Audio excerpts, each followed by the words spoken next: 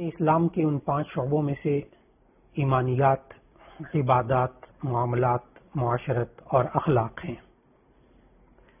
آج ایمانیات کے سلسلے میں ہم بات کریں گے کہ آخرت کے اندر انسان کو جو جزا ملے گی اعمال کی وہ جنت کی صورت میں، اور انسان کو برے اعمال کی سزا جہنم کی صورت میں ملے گی، اور اس کے ساتھ ساتھ جنت اور جہنم کے درمیان ایک اعراف ہے، اس کے بارے میں بات کی جائے گی۔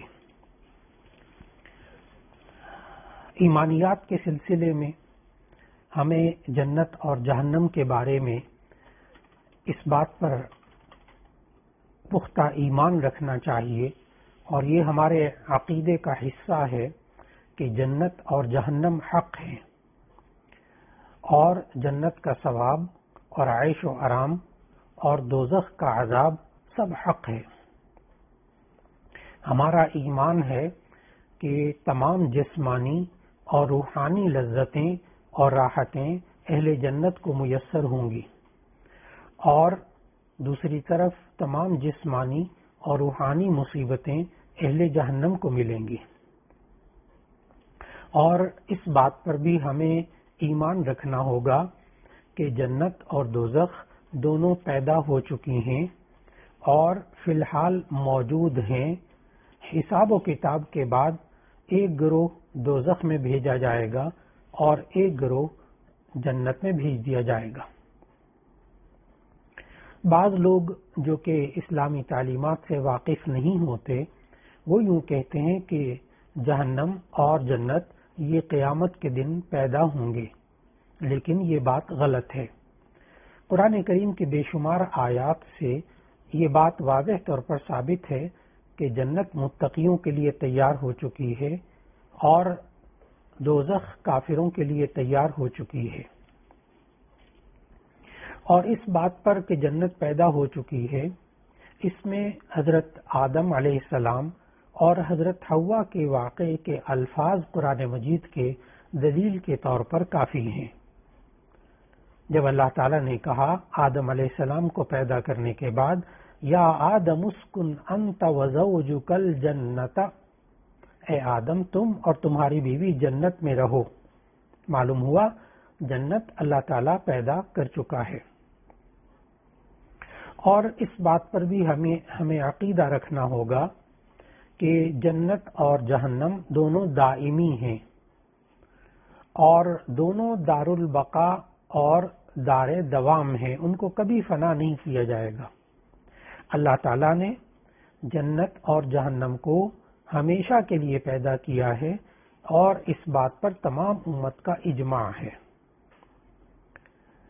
جنت کی جو نعمتیں اللہ تعالیٰ نے قرآن مجید میں بتائیں اور نبی صلی اللہ علیہ وسلم نے احادیث میں بتائیں، ایک ایک نعمت پر ایک ایک وہاں کی روحانی جسمانی لذت اور اہل جنت کی راحتیں، ان پر ایمان لانا لازم ہے۔ اسی طرح دوزخ کے جتنے عذاب قرآن مجید میں بیان ہوئے، اور اسی طرح جو دوزخ کے عذاب نبی صلی اللہ علیہ وسلم نے بتائے، یہ سارے کے سارے عذاب، ان پر ایمان لانا لازم ہے کہ یہ برحق ہیں۔ پھر اس کے بعد ہم قرآن مجید میں ایک سورت کا نام پڑھتے ہیں، سورہ اعراف۔ اعراف اصل میں اس مقام کا نام ہے جو جنت اور دوزخ کے درمیان ہوگا۔ اعراف یہ مقام حق ہے، قرآن مجید میں پوری سورت اس نام پہ موجود ہے، اس پر ایمان لانا ضروری ہے۔ یہ بھی ہمارے ایمان کا حصہ ہے کہ اعراف اس جگہ کا نام ہے جو جنت اور دوزخ کے درمیان ہے۔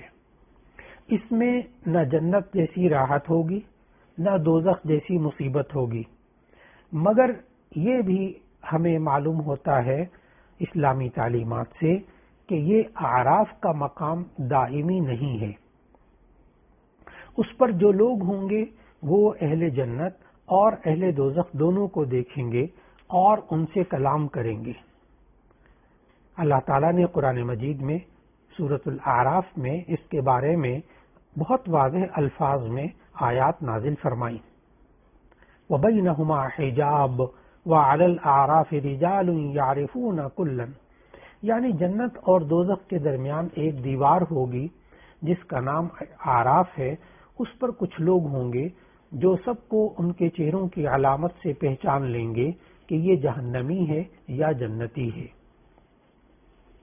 قیامت کے دن اصل میں 3 قسم کے آدمی ہوں گے. ایک وہ جن کی نیکی ان کی بدی پر غالب ہوگی، انہیں جنت میں جانے کا حکم ہوگا.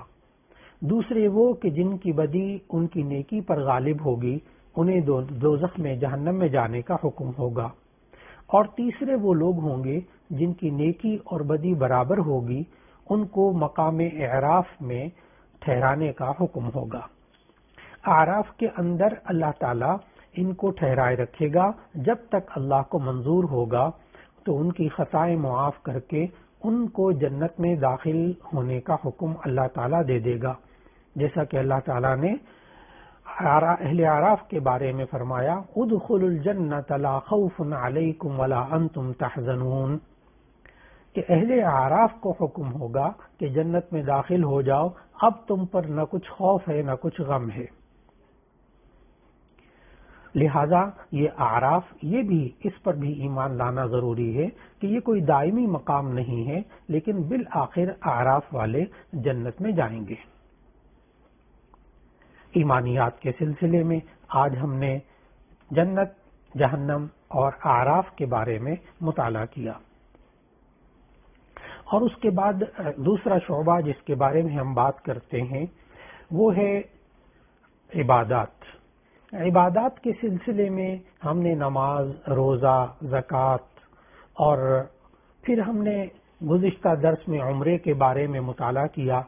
آج ہم حج کے بارے میں مطالعہ کریں گے. جس طرح آپ نے عمرے کو سمجھا گزشتہ درس میں کہ عمرے کے اندر 4 کام ہوتے ہیں، اگر آپ ان 4 کاموں کو کر لیں تو عمرہ ادا ہو جاتا ہے. ایک احرام باندھنا، دوسرے طواف کرنا، تیسرے صفا اور مروہ کے درمیان سعی کرنا، اور چوتھے سر کے بال منڈانا یا کترانا. جس طرح عمرے کے 4 کاموں کو آپ نے سمجھا تو پورا عمرہ ذہن میں آ گیا.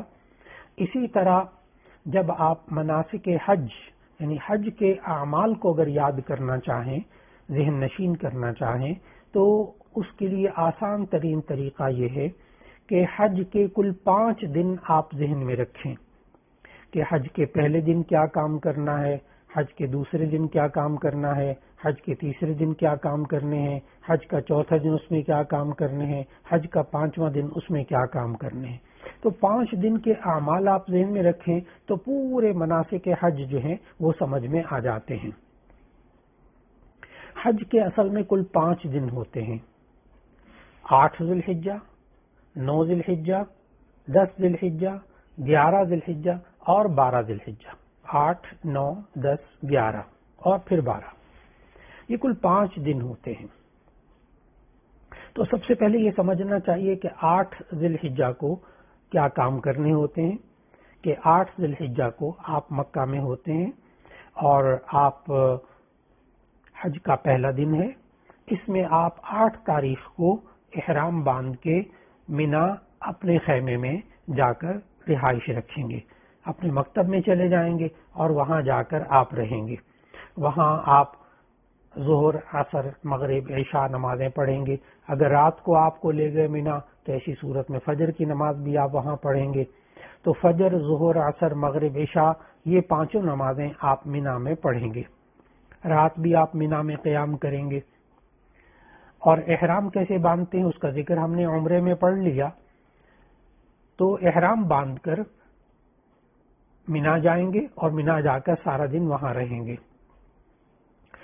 یہ آج حج کا پہلا دن یہ مکمل ہو گیا کہ حج کا پہلا دن ایک کام بس کہ احرام باندھ کے مینا اپنے خیمے میں جانا ہے. پھر اس کے بعد حج کا دوسرا دن 9 ذی الحجہ. پہلے تو یہ کتابوں میں تو یہ لکھتے ہیں کہ فجر کی نماز ادا کر کے عرفات روانہ ہو جائیں، لیکن اب رات ہی کو جو ہے وہ منا سے عرفات لے جاتے ہیں۔ جب 9 ذی الحجہ حج کا دوسرا دن ہو تو آج 2 کام کرنے ہیں اہم ترین۔ ایک وقوف عرفہ جو کہ فرض ہے وہ کرنا ہے، اور ایک مزدلفہ میں قیام کرنا ہے، وقوف مزدلفہ یہ واجب ہے۔ تو یہ 2 عمل حج کے دوسرے دن میں کرنے ہوتے ہیں۔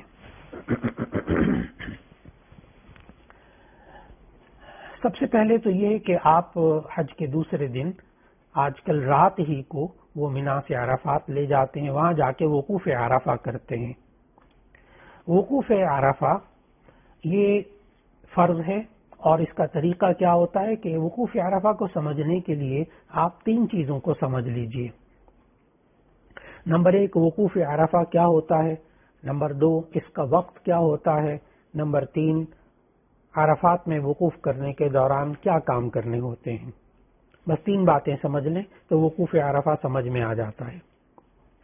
ایک تو یہ ہے کہ آپ وقوف عرفہ کسے کہتے ہیں؟ میدان عرفات میں جا کے ٹھہرنا، اس کو وقوف عرفہ، وقوف کا معنی ٹھہرنا، کھڑے ہونا، رکنا۔ تو آپ جا کر میدان عرفات میں ٹھہرتے ہیں، بس یہ فرض ادا ہو گیا۔ وقوف عرفہ یہی فرض ہے۔ پھر اس کے بعد آپ نے وقت کتنے سے کتنے بجے تک، تو زوال سے لے کر سورج غروب ہونے تک میدان عرفات میں رہنا ہوتا ہے۔ اب اس میں کریں گے کیا؟ اب اس بات کو سمجھنا ہوگا کہ آج کل رات ہی کو منا سے عرفات لے جاتے ہیں، گویا کہ فجر کی نماز آپ کی میدان عرفات میں ہوگی، لیکن آپ نے یہ سمجھا کہ وقوف عرفہ تو زوال کے بعد شروع ہوگا، لہذا آپ کے پاس وقت موجود ہوتا ہے، آپ فجر کی نماز پڑھیں اور آج عرفات میں، اور پھر تکبیر تشریق پڑھیں۔ تکبیرات تشریق یہ عید الاضحیٰ کے موقع پر جو تکبیرات پڑھتے ہیں وہ تکبیرات تشریق کہلاتے ہیں، یہ بھی واجب ہے، مرد پر بھی عورت پر بھی۔ ہر فرض نماز کے بعد 9، 10، 11، 12 کی 5 نمازیں اور 13ویں ذی الحجہ کی 3 نمازیں، یہ کل 23 نمازیں ہو جائیں گی۔ ان 9 ذی الحجہ کی فجر سے لے کر 13 ذی الحجہ کے عصر تک آپ نے تکبیرات تشریق پڑھنی ہوں گی، ہر فرض نماز کے بعد 1 مرتبہ، مردوں نے بھی خواتین نے بھی۔ اللہ اکبر، اللہ اکبر، لا الہ الا اللہ واللہ اکبر، اللہ اکبر وللہ الحمد۔ اس کے بعد آپ میدان عرفات میں ہیں، احرام باندھا ہوا ہے، آپ آرام کیجئے، زوال کے وقت کھانا وانا کھا کے اس کے بعد جو امام، جو حرم کے امام ہوتے ہیں یعنی عرفات کے امام ہیں، ان کے پیچھے اگر نماز پڑھیں گے تو ایسی صورت میں آپ پہلے ظہر کی نماز 2 رکعت پڑھیں گے، پھر فوراً ظہر ہی کے وقت میں عصر کی نماز 2 رکعت پڑھیں گے۔ لیکن اگر آپ اپنے خیمے میں پڑھ رہے ہیں، جیسے اکثر حاجی اپنے خیمے میں پڑھتے ہیں، تو ایسی صورت میں پھر ظہر کے وقت میں ظہر کی نماز پڑھیں گے، عصر کی نماز عصر کے وقت میں پڑھیں گے۔ پھر اس کے بعد آپ جو ہے وہ غروب آفتاب کے بعد مزدلفہ روانہ ہو جائیں گے۔ مزدلفہ آپ رات تک روانہ ہوں گے، رات تک وہاں پہنچیں گے۔ وقوف مزدلفہ، اس کو سمجھنے کے لیے آپ نے یہ بات سمجھنی ہوگی کہ وقوف مزدلفہ کا مطلب ہوتا ہے مزدلفہ میں ٹھہرنا، مزدلفہ میں رکنا، ٹھہرنا۔ اور مزدلفہ میں جو وقوف کا وقت ہے وہ بھی سمجھنا بہت ضروری ہے کہ وقوف مزدلفہ کا وقت ہوتا ہے صبح صادق سے لے کر، جب فجر کی اذان ہوتی ہے، صبح صادق سے لے کر سورج طلوع ہونے کے درمیان، یہ وقوف مزدلفہ کا وقت ہے۔ لہذا اگر رات کو دیر بھی ہو جائے تو گھبرانے کی ضرورت نہیں۔ تو اب آپ نے ایک بات یہ ذہن میں رکھنی ہوگی کہ آج سورج غروب ہونے کے بعد عرفات کا وقوف مکمل ہو گیا، اب آپ نے مزدلفہ جانا ہے، اور آج مغرب کی نماز مغرب کے وقت میں نہیں پڑھنی، بلکہ مغرب کی نماز عشاء کے وقت میں مزدلفہ پہنچ کر پڑھنی ہے، 1 اذان اور 1 اقامت کے ساتھ۔ چنانچہ آپ مزدلفہ پہنچیں گے اور وہاں پہنچ کر 1 اذان اور 1 اقامت کے ساتھ مغرب اور عشاء کی نمازیں پڑھیں گے۔ صبح صادق سے پہلے وہاں پہنچ جائیں گے آپ۔ پھر اس کے بعد آپ یہاں سے 70 کنکریاں چن لیں۔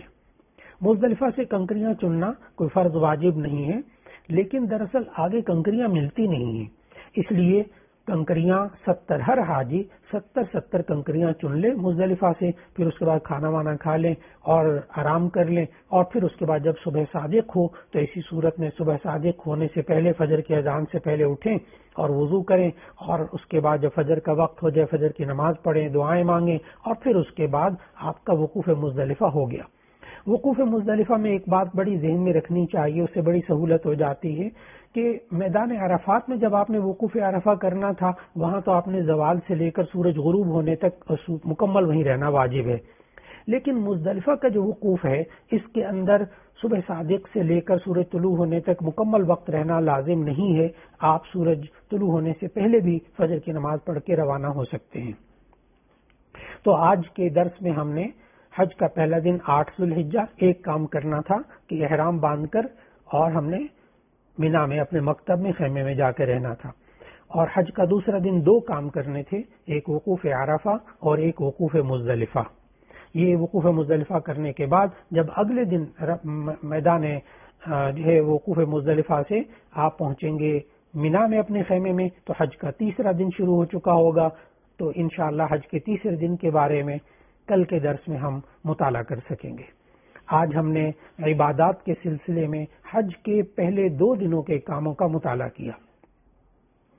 اس کے بعد ہم معاملات کے سلسلے میں ہم آج مطالعہ کریں گے سود کے بارے میں۔ سود کے معاملات ایسے ہیں کہ جو آج معاشرے کے اندر اتنے عام ہو چکے ہیں کہ جس کی وجہ سے انسان کے لیے بچنا مشکل ہو رہا ہے، لیکن اس کے باوجود الحمدللہ ایمانی قوت والے حضرات وہ اس سے اللہ تعالیٰ ان کو بچا لیتا ہے۔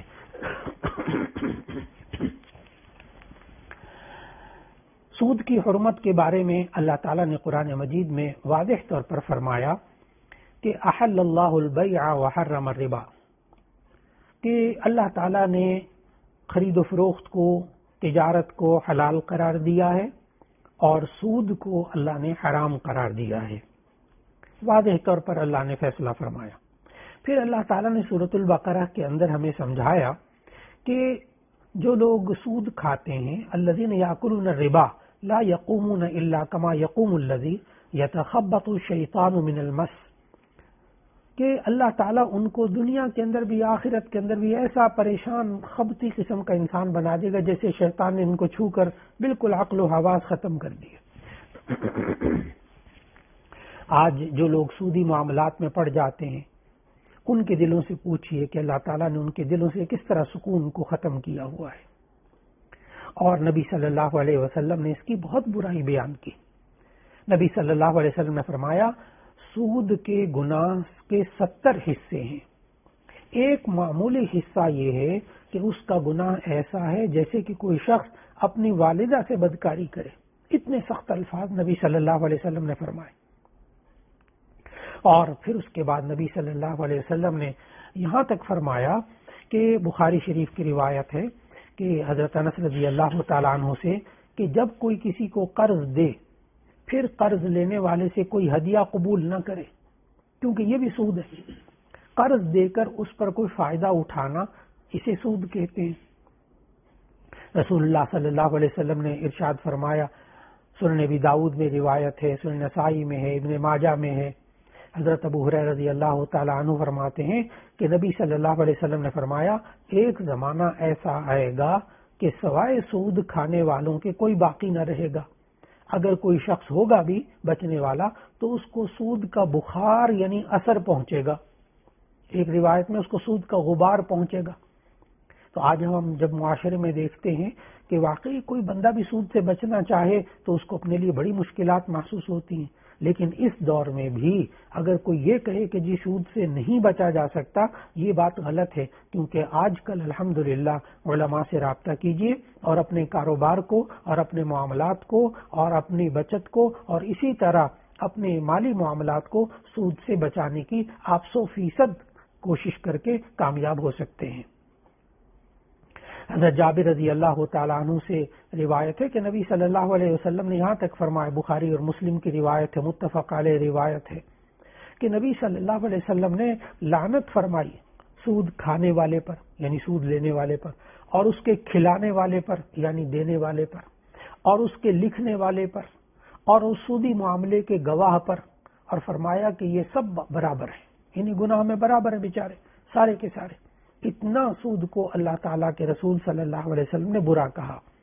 اس لیے وقت کی بہت بڑی ضرورت ہے کہ ہم اپنے کاروبار کو، اپنے معاملات کو سود سے بچانے کی کوشش کریں، اور علماء سے رابطہ کریں، مفتیان کرام سے رابطہ کریں۔ وہ آپ کو انشاءاللہ العزیز رہنمائی کریں گے آپ کی کہ کس طرح سودی معاملات سے بچا جا سکتا ہے۔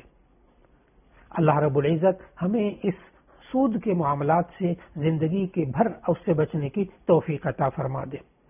اور پھر اس کے بعد یہ تو تھا معاملات کے سلسلے میں، آج ہم نے سودی معاملات کے بارے میں مطالعہ کیا، اور آج ہم معاشرت کے سلسلے میں مطالعہ کریں گے کہ ہم اپنے معاشرے میں رہتے ہوئے اپنی اولاد کی تربیت کیسے کریں۔ نبی صلی اللہ علیہ وسلم نے اس بارے میں خوب رہنمائی فرمائی، اللہ تعالیٰ نے قرآن مجید میں خوب رہنمائی فرمائی۔ اور بچوں کے معاملات میں تربیت کرتے ہوئے کہ ہم اپنے بچے اور بچیوں کی کیسے تربیت کریں، اس کے لیے آپ سورہ لقمان کے دوسرے رکوع کا مطالعہ کریں تو اس میں اللہ تعالیٰ نے بچوں کی تربیت کے لیے بہت واضح احکامات دیے، اور اللہ تعالیٰ نے لقمان علیہ السلام کو جب حکمت اور دانائی دی تو انہوں نے اپنے بچوں کی کیسی تربیت کی۔ آپ صرف سورہ لقمان کا دوسرا رکوع پڑھ لیجئے، اس کا ترجمہ پڑھیے تو اس میں سے آپ کو وہ اصول ملیں گے۔ پہلا اصول اولاد کی تربیت کا معاشرے میں رہتے ہوئے کہ حضرت لقمان علیہ السلام نے اپنے بیٹے سے کہا، یا بنی لا تشرک باللہ ان الشرک لظلم عظیم، اے میرے پیارے بیٹے اللہ کے ساتھ کسی کو شریک نہ ٹھہرانا، بے شک شرک بہت بڑا ظلم ہوتا ہے۔ انسان اللہ کے ساتھ شریک کیسے کرتا ہے کہ پہلے اس اللہ کے علاوہ جو بھی چیز ہے اس کو انسان اپنے دل میں اہمیت دیتا ہے، پھر اسی سے ڈرتا ہے، اسی اس کا خوف اس کے اندر ہوتا ہے، اسی کو راضی کرنے کی فکر کرتا ہے، اللہ کی بڑائی ذہن میں نہیں ہوتی، اس دوسری چیز کی بڑائی ذہن میں ہوتی ہے۔ اس طرح شرک کا آغاز ہوتا ہے۔ اگر دیکھا جائے تو گھروں کے اندر جو مائیں ہوتی ہیں، دودھ پینے والے جو بچے ہوتے ہیں، ان تک کے ذہنوں کو بسا اوقات بیچاری دین سے نابلد ہونے کی وجہ سے وہ بدل دیتی ہے۔ جیسے وہ دودھ پیتے بچے کو اگر وہ یہ کہیں کہ تم جو ہے وہ دودھ پیو ورنہ تمہیں بھالو لے جائے گا، تم دودھ پیو ورنہ تمہیں ڈوگی کھا لے گا، کتا کھا لے گا، تم دودھ پیو ورنہ یوں ہو جائے گا، تمہیں میں اندھیرے کمرے میں بند کر دوں گی۔ تو مائیں جو ہے وہ دودھ پیتے بچے کو بسا اوقات جو ہے وہ کتے سے ڈراتی ہیں، بھالو سے ڈراتی ہیں، اندھیرے سے ڈراتی ہیں، تو ساری زندگی پھر وہ بڑے ہو کر بھی مخلوق سے ڈرے گا، خالق سے نہیں ڈرے گا، کیونکہ ماں نے اس پر تو محنت نہیں کی کہ اللہ بڑا ہے، اللہ سب سے بڑا ہے، اللہ ناراض ہوگا اگر نہ عمل کیا۔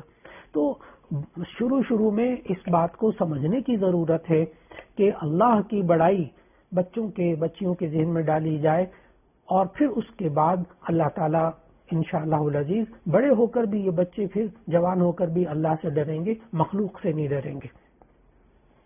دوسری کیفیت حضرت لقمان علیہ السلام نے دوسرا اصول یہ بتایا کہ بچوں کو ہمیشہ اس بات کی تربیت دی جائے کہ وہ ماں باپ سے حسن سلوک رکھیں، اور پھر اللہ تعالیٰ نے وہاں فرمایا کہ انشکر لی ولوالدیک، کہ میرا بھی شکر ادا کریں، ماں باپ کا بھی شکر ادا کریں۔ اب بچوں کی تربیت کرتے ہوئے بچوں کو شکر گزار بنانا۔ آج ہم معاشرے میں دیکھتے ہیں جب ہمارے بچے اور بچیاں ناشکرے ہو جاتے ہیں، اتنی نعمتیں، اتنا سب کچھ، پھر بھی ان کی زبان پہ آ جاتا ہے آپ نے ہمارے لیے کیا کیا، آپ نے ہمیں کیا دیا، حالانکہ نعمتوں کے انبار لگے ہوتے ہیں۔ اس کی صرف وجہ یہ ہوتی ہے کہ ماں باپ کی تربیت میں کمی ہو جاتی ہے، کہ ماں باپ کو چاہیے وہ اللہ کا شکر ادا کرنا سکھائیں، اور پھر ماں باپ کا شکر بھی ادا کریں، اس لیے کہ نبی صلی اللہ علیہ وسلم نے فرمایا من لم یشکر الناس لم یشکر اللہ، جو لوگوں کا شکر ادا نہیں کرتا وہ اللہ کا شکر بھی ادا نہیں کرتا۔ جو نعمت دیتے ہوئے ماں باپ نظر آ رہے ہیں ان کا شکر ادا نہیں کرے گا تو جو نعمت دیتا ہوا اللہ نظر نہیں آ رہا اس کا کہاں شکر ادا کریں گے۔ اس لیے بچوں کو شکر کا طریقہ سکھایا جائے کہ جب بھی ان کو کوئی چیز دی جائے تو وہ جواب میں کہیں جزاک اللہ، جزاک اللہ، اللہ کا بھی شکر ادا ہوا اور بندے کا بھی شکر ادا ہو گیا۔ اور پھر ہم اس اولاد کی تربیت کرتے ہوئے بات کو ماننا، اس کی تربیت کی بڑی ضرورت ہے۔ بات کو نہیں ماننا، بس مزاج بنا ہوا ہے، کیونکہ اس پر تربیت نہیں ہوئی۔ اب کہاں تک بات کو مانے؟ بچے جب بڑے ہو جاتے ہیں تو وہ یہ سوچنا شروع کر دیتے ہیں کہ ماں باپ کی بات کو کہاں تک مانے۔ تو اللہ تعالیٰ نے سورہ لقمان کی ان آیات میں یہ بھی سمجھایا کہ اگر یہ ماں باپ گناہ کا حکم دیں، اللہ اور اس کے رسول صلی اللہ علیہ وسلم کی نافرمانی کا حکم دیں، پھر ان کی بات نہیں ماننی، اور اس وقت تک جب تک کہ یہ اللہ اور اس کے رسول صلی اللہ علیہ وسلم کے حکم کے مطابق باتیں کہتے رہے، ان کی بات ماننا ضروری ہے۔ پھر اس کے بعد بچوں کے ایمان پر محنت کرنا، کہ حضرت لقمان علیہ السلام نے اپنے بیٹے کی تربیت کرتے ہوئے یوں کہا، اے میرے پیارے بیٹے، اگر کوئی رائی کا دانہ بھی کسی چٹان کے اندر ہو یا آسمان و زمین کے اندر ہو، اللہ اس کو لے آئے گا۔ معلوم ہوا کہ اللہ تعالیٰ دیکھ رہا ہے، یہ ایمانی محنت کرنا یہ بہت لازم ہو چکا۔ جب بچوں کی تربیت اس طرح کر دی جائے کہ اللہ دیکھ رہا ہے، اللہ ہر جگہ موجود ہے، اللہ سے ڈرنا چاہیے، تو پھر ہمارے ہاں کیا ہوتا ہے کہ ماں باپ جو ہے یا ماں باپ سے بچہ ڈرتا ہے، ماں سے ڈرتا ہے، یا باپ سے ڈرتا ہے، یا استاد سے ڈرتا ہے۔ جہاں تینوں نہیں ہوتے وہاں بچہ غلط کام کرتا ہے۔ لیکن اگر اس کے ذہن میں یہ بات ڈال دی جائے کہ جہاں بھی تم ہوگے اللہ دیکھ رہا ہے اور اللہ کو راضی کرنا ہے، اللہ کو ناراض نہیں کرنا، تو ایسی صورت میں یہی باتیں پھر انسان کے لیے بہت مفید ہو جاتی ہیں۔ پھر اس کے بعد لقمان علیہ السلام نے اپنے بچے سے کہا، اے میرے پیارے بیٹے، تو نماز قائم کر۔ تو نماز کی تلقین کرنا، نبی صلی اللہ علیہ وسلم نے سمجھایا، جب بچے 7 سال کے ہو جائیں تو ان کو نماز کا حکم دو۔ جب وہ 10 سال کے ہو جائیں تو نماز نہ پڑھنے پہ پٹائی کر سکتے ہیں، لیکن نبی صلی اللہ علیہ وسلم نے تو کبھی کسی بچے کو نہیں مارا، اس لیے کہ 7 سال کی عمر سے جب پابندی سے کہا جائے گا تو 10 سال کی عمر میں مارنے کی نوبت ہی نہیں آئے گی۔ اور ہمارے یہاں کیا ہوتا ہے کہ بچپن میں تو نماز کا کہتے نہیں، نو عمر ہو جاتا ہے پھر بھی نہیں کہتے، جب جوان ہو جاتے ہیں پھر ہاتھ اٹھاتے ہیں، بچوں کو مارتے ہیں، حالانکہ جوان اولاد کو مارنے کا تو کہیں حکم نہیں ہے۔ اس لیے بچوں کو 7 سال کی عمر سے نماز کی پابندی کروائیں گے تو بڑے ہو کر وہ اس کے عادی رہیں گے۔ پھر حضرت لقمان علیہ السلام نے یہ بھی کہا بچوں کی تربیت کرتے ہوئے کہ وَأْمُرْ بِالْمَعْرُوفِ وَانْهَ عَنِ الْمُنْكَرِ، اے میرے پیارے بیٹے، تو نیکی کا حکم دے، برائی سے روک۔ آج لوگ بہت سوال کرتے ہیں کہ ہم اپنے بچوں کو میڈیا کی برائی سے کیسے بچائیں اور اتنی فتنے آ گئے کیسے بچائیں، تو اس کا جواب واحد یہ ہی ہے کہ بچوں کے اندر امر بالمعروف نہی عن المنکر کی تربیت دینا، یعنی ان کو اچھائی اور برائی میں تمیز کرنا آ جائے، وہ کسی چیز کو دیکھ کر، کسی چیز کو سن کر معلوم کر لیں کہ یہ اچھی بات ہے یا بری بات ہے، بس یہ چیز پیدا کر دی جائے تو پھر فتنے جتنے بھی ہوں اللہ تعالیٰ اس کو بچا لے گا۔ کم از کم ان کو یہ تو پتہ چلے گا کہ یہ غلط بات ہے، یہ صحیح بات ہے۔ پھر اس کے بعد لقمان علیہ السلام نے صبر کرنا سکھایا، برداشت کرنی سکھائی، وَاصْبِرْ عَلَىٰ مَا أَصَابَكَ إِنَّ ذَٰلِكَ مِنْ عَزْمِ الْأُمُورِ، اے میرے پیارے بیٹے، اگر تجھے کوئی تکلیف پہنچے تو صبر کر۔